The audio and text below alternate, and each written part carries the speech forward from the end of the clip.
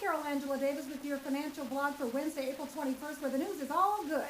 Good news at General Motors, good news at McDonald's, good news in the banking sector, and then we take a look at your marijuana crop. Stay tuned for the details. We'll be right back. In America, 500,000 businesses are started each year. What does it take to launch a successful company? Discover the answers as entrepreneur Michael Vedini interviews the area's premier business leaders. There's no better time right now for anyone to start a business. Success is opportunity, timing, luck. I knew that it was going to take a lot of hard work. It's all about leadership. That's where it starts. Join us for American Entrepreneur.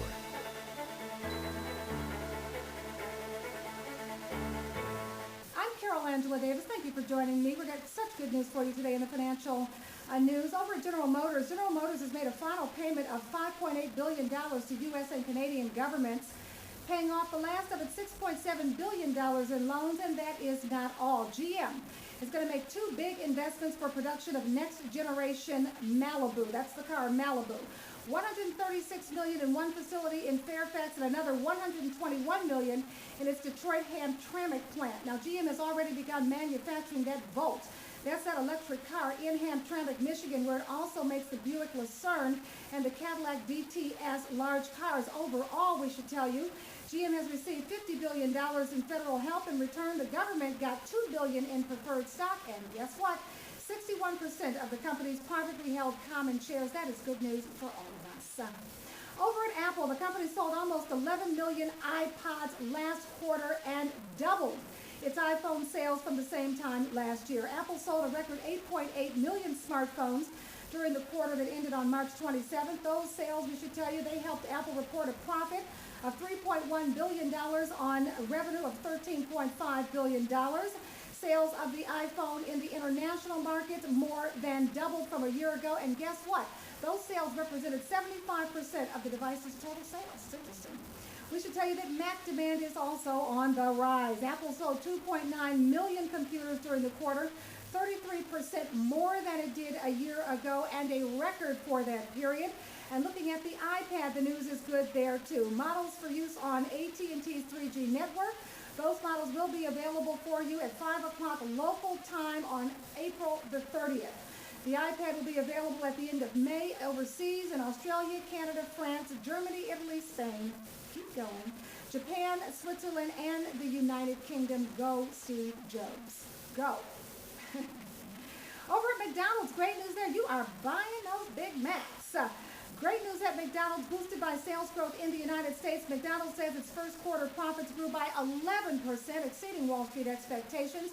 The world's largest fast food operator saying it earned $1.09 billion or $1 a share last quarter. That is compared with a profit of $979.5 million or 87 cents a share in the same period a year earlier.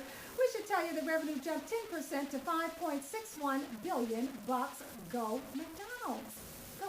In banking, Morgan Stanley swung to a stronger than expected first quarter profit as its revenue more than tripled. And no, we're not happy about any banking company doing well because it's always on our back. But anyway, Morgan Stanley saying it earned $1.4 billion or 99 cents a share in the first quarter compared with a loss, of $578 million or 57 cents a share in the year earlier period. Morgan saying its results were boosted by sales and trading on our back. With client assets of $1.6 trillion, the bank's global wealth management delivered net revenue of $3.1 billion, up 139%. Reform these doggone banks and get it over with so we can all make money, not just them. How about that? And looking at marijuana, just how much marijuana are you smoking? Okay. How much money is really at stake when we talk about reforming the marijuana laws and legalizing marijuana? Economists, government authorities, law enforcement agencies, pro-marijuana lobbyists, they all agree that it's somewhere between $10 billion and $120 billion a year. That's how much money we're talking about. Now, the federal government, the U.S. Department of Health and Human Services, it conducted a survey, just so you know.